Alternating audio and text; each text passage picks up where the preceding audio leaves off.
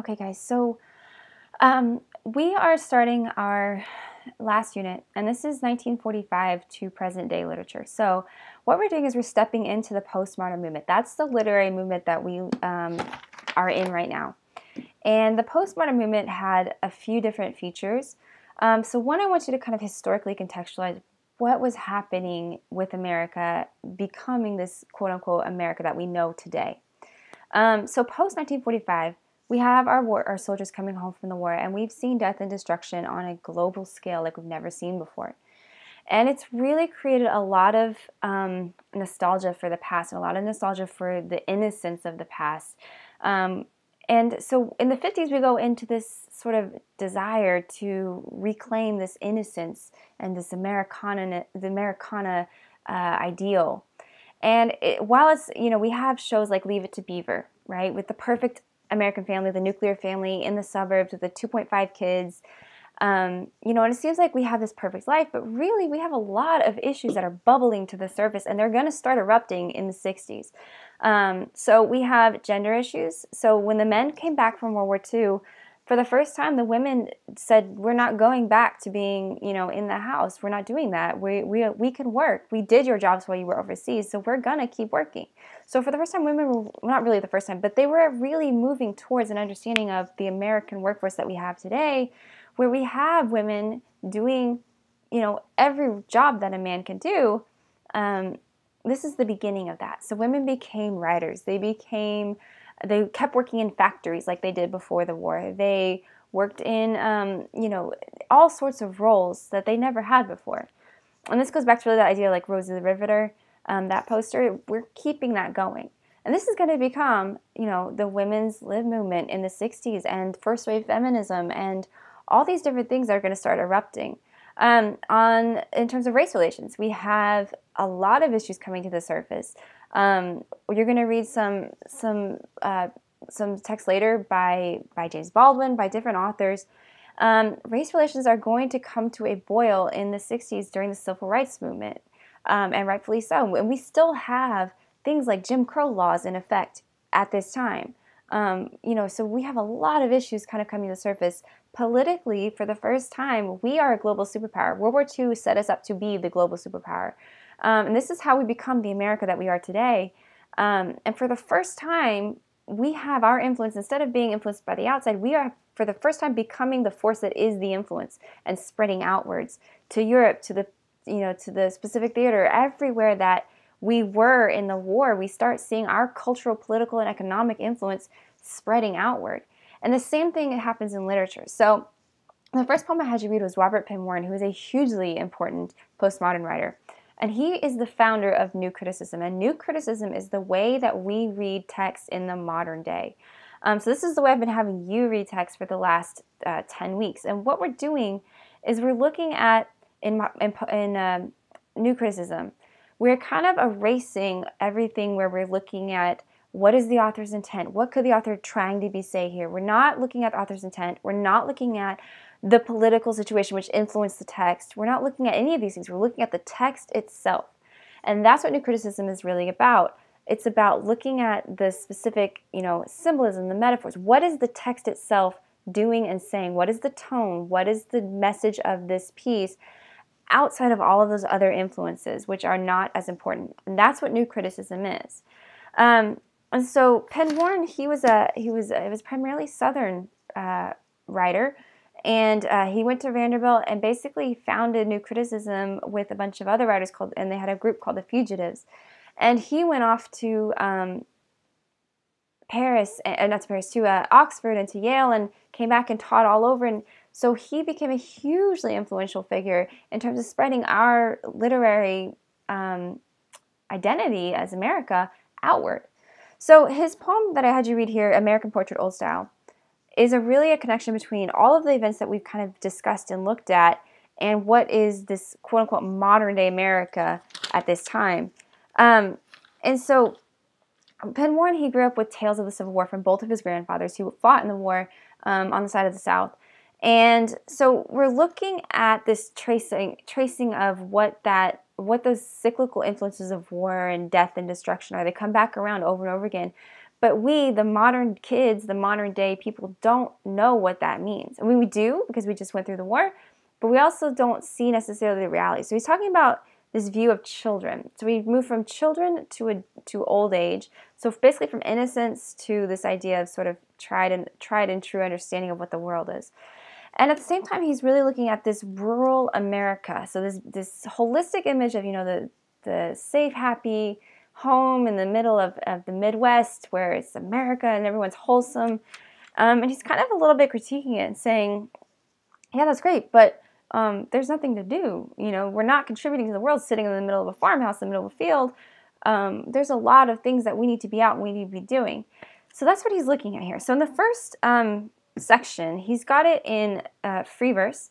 So no regular rhyme scheme, but I do want you to notice that the end rhyme at the end of each line is mostly singular syllables. So there's this very sort of memory, like a list, almost kind of running through your memories like a reel in your mind. So everything kind of just moves very quickly from one thing to another thing. And there's almost this beat at the end where we have this single syllable where it's, it was, smack, like, had, was.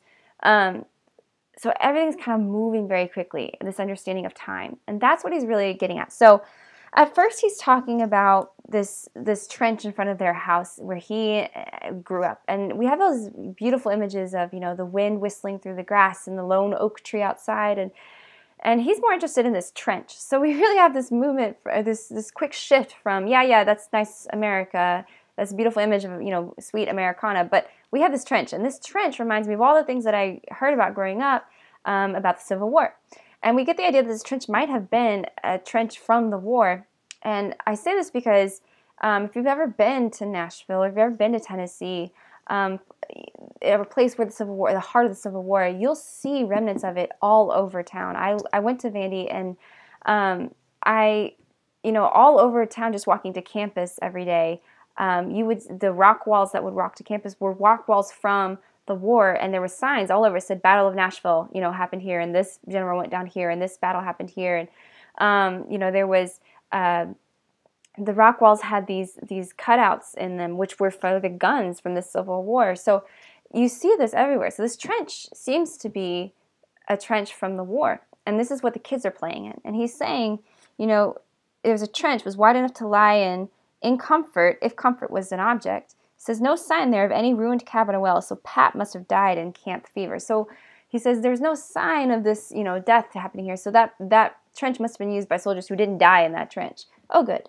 And he says, he goes to the second section and he talks about being in school, and it starts with this romantic phrase, the dark and bloody ground is what the teacher calls it. And he's kind of saying, well, that's ridiculous.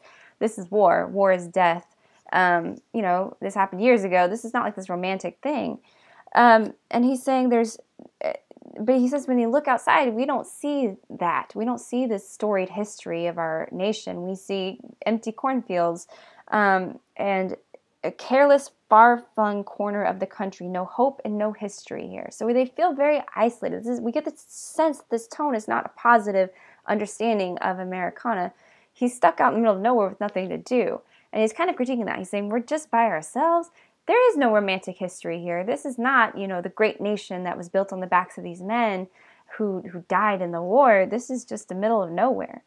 And he says, we have the moan from the train, the Pullman cars, the train that comes through at night. That's the only company we get. And so if you flip over to the next page, he says, 34, he says, so we had to invent it all. On this bloody ground, Kay and I, my friend and I, Kay, we had to invent our lives. We were bored out of our minds. So we had to play soldier. We had to play, because in section 3, cowboys and Indians, which, in the 50s, this idea of the Lone Ranger, we have this, really kind of screwed up understanding of history, and that's what he's critiquing. He's saying we had to do all these things. So he talks about using the BB guns and all these images of sort of the idea of this wholesome American boy that we get from the TV in the 50s and 60s. It is not real. He's saying we're playing at death. We're playing with the idea of this horrible tragedies. So that he talks about section 3, the cowboys and Indians.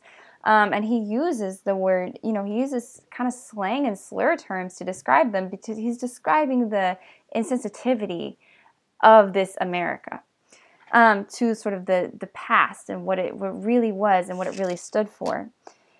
And then he goes on to this idea of time. And on the, about line 49, he personifies time. And he says, and yet time is passing. You know, the lie we must learn to live by, if ever we mean to live at all, is that imagination is the only thing that we really live in. Times change. He repeats that. And this great idea, which connects with this movement from wholesome America to all these political and social issues that are going to start bubbling up in the next few years.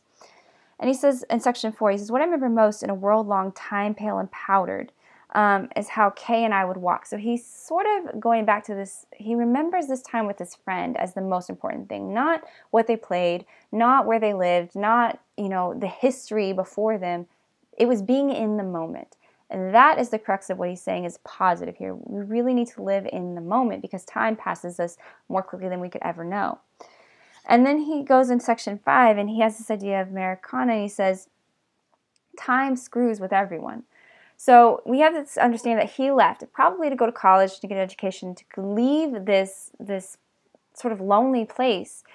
And he sees that his friend, who was an ex-baseball player, has kind of lost his way. And he says no batter, no baseball player could do what Booze finally did, which was knock him off the mound. So we know now that Kay is this baseball player who's been alcoholic and kind of spiraled, and this is his life. And in section 6, he says, I went on my way, I'm winning and losing, I'm doing all these things. And he has this really interesting metaphor where he talks about time's jaw, and basically we can't go backwards. Once our path is set, we continue on that path. So this is the idea of choice in here too. He chose to leave, Kay chose to stay, and that's two different paths. So he comes back and he sees his old friend. He's kind of walking along the lane, and he goes to his friend's house, and he sees him, and he says, well, Christ's sake, it's you. So we have this really colloquial dialogue, and he says, he has this memory of BB guns and all these different times, and he says he sees those shoulders of his, those great shoulders that are thinning to an old man thin. So we're getting older. And he says, if you flip to page 36, we have this idea of David and Goliath that he brings in the solution, David and Goliath, where he picks up the stone, he throws it, and he says, I still got it under control. So Kay is trying to prove he's still young. And it's kind of almost a sad image, almost a lamentation of the loss of time and life, and it's precious. So he goes out after, and he's sort of talking about death a little bit in section 7. And he says, life's truth basically is death. And so he kind of lays down in that same trench, and he's looking up at the sky, and he's thinking about death. And then in section 8, he flips, and he says, but why should I lie here? So that's a turn. He says, why should I lie here? I'm not dead. I still have a long way to go, and the world has a long way to go, and it's not over yet. So we get this really interesting view of life and death and time passing, and it's just a really sort of nostalgic poem, and something that kind of makes your heart ache a little bit. So that's this new America that we're living in for him. Okay, real quickly, we're going to go over to my Papas Waltz. This is another one I had you read because this is a very famous poem, but also because my Papas Waltz kind of speaks to the sort of darker underbelly of this perfect America that we see. And it's an interesting poem because it's biographical. Theodore Roethke had a very difficult relationship with his father. He was, it was a very tough relationship. He loved and adored his father, but he also feared him immensely. And he died when he was 15. His father died of cancer. So my Papas Waltz is a poem that's 4 quatrains, so 4 lines each, and it does have a very regular meter. So it's iambic. So we have the da-da-da, da-da-da, da-da-da. In the same sound as a waltz would be a 1, 2, 3, 1, 2, 3. We have that kind of beat. And we have this metaphor. Waltz here stands for something else. So as you read, he says, the whiskey on your breath, he's talking to his father, the speaker is, could make a small boy dizzy, but I hung on like death, such waltzing was not easy.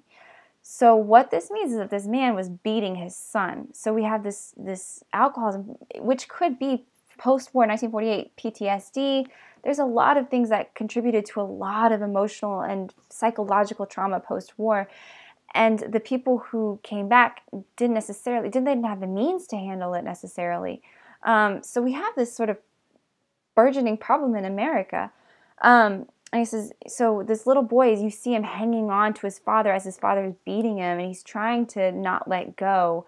And he's making this image akin to a waltz, the metaphor for a waltz.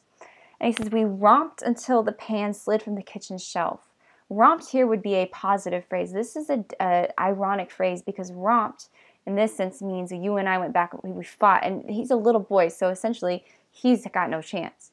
And he said, my mother's countenance could not unfrown itself. My mom could do nothing. Like there was nothing she could do about this. And so we have this helplessness of this figure. It says, the hand that held my wrist was battered on one knuckle. At every step you missed, my right ear scraped a buckle. So you get this as he's a young child. His ear is the same height as his father's belt buckle. And his father's so drunk that he's not even necessarily connecting. And it's just this horrible, ironic, tragic image of this child being beat by his father, his drunk father. He says, you beat time on my head with a time, as in a metaphor for an understanding of waltz. Time on my head with a palm caked hard by dirt. So he was, just this everyday laborer, blue-collar man. You waltzed me off to bed, still clinging to your shirt. So you just kept it going day in and day out. And this image of this little boy clinging to his shirt is again, a tragic image. So we have this really different understanding of sort of the struggles that a lot of people were facing post-war. It wasn't this perfect America, which is why I also wanted to go to ex-basketball player. So Updike, also very famous writer, very influential writer, and very influential critic as well. And ex-basketball player, there's a story by him called A&P, which is about the quintessential problems and boredom of living in consumer, everyday America. And he's really speaking to, he talks a lot about youth. And in this case, he's looking at the ex-basketball players. So he's looking at what happened to this man who used to be this famous star basketball player, which is why I brought it in, because of the same idea in the first text. And so we have this really colloquial, regional Americana text. So everything is about the everyday America, the everyday American on the average street in the average town. And so we have this Pearl Avenue, this high school, and we have, this kind of regular rhyme scheme, sort of. He likes to play with it a little bit. And he says he gives us this image of what this America is. So we have this, Main Street, we have things running down the street, we have the blocks, we have the plaza, we have Bertha's garage. So it really makes you kind of think of the town in like Cars, for example, where, it's just a small town, good rural America. And we have this guy, Flick Webb, who's running this garage. And he says, Flick stands tall among the idiot pumps. The pumps are, like the gas pumps of the 50s and 60s. And he describes these pumps. He personifies them with the old bubblehead, and he says they're rubber elbows, the tubes hanging loose and low. And he gives this image of they almost make a face. The S's are the eyes, and his eyes are the E and the O. And he says one is squat and one with no head at all, a football type. So Bert is no more unique than these pumps that are standing there. He's just kind of immobile and just kind of a part of this garage. He's part of this town, and he's kind of lost his identity to it. And he says he used to be really good on the high school team, the Wizards. So we have this idea of the star athlete, this great athlete, the jock that everyone wanted to be. And he says he was good, in fact, the best. In 46, he bucketed 390 points, a county record. So his hands were like, wow, but he was really good. He says, but he never learned a trade. He just sells gas, checks oils, and changes flats. So his life nowadays doesn't really match the glory of the old days, and that's what he's talking about. We see this again in TV, and we see this theme running throughout pop culture, and this is really just kind of lamenting the disappointment of never being able to live past your glory days. And he says, once in a while, as a gag, he dribbles an inner tube, but most of us remember him anyways. We know he's a star athlete. It says his hands are fine on the lug wrench. It makes no difference to the lug wrench, though. So even though he used to be this talented, figure who had all these sort of gifts, they're kind of wasted in the life that he's living. So off work, he hangs around the luncheonette. He plays pinball, he smokes cigars, and does these different things. And he says he just nods beyond her face toward bright applauding tires of Necco wafers, nibs, and juju beads. So this is what there is to America. This is consumer culture. This is a culture where we have nothing but, things to kind of fill up our day that are meaningless. And that's what Updike is really critiquing here. This is the America we have. This is America that doesn't necessarily have a lot of meaning at this time. Okay, that was a lot of information. I hope you really understood not only historically contextualizing how we're getting into this section, but also what new criticism is, because we're going to come back to that, and then really being able to kind of connect these poems thematically.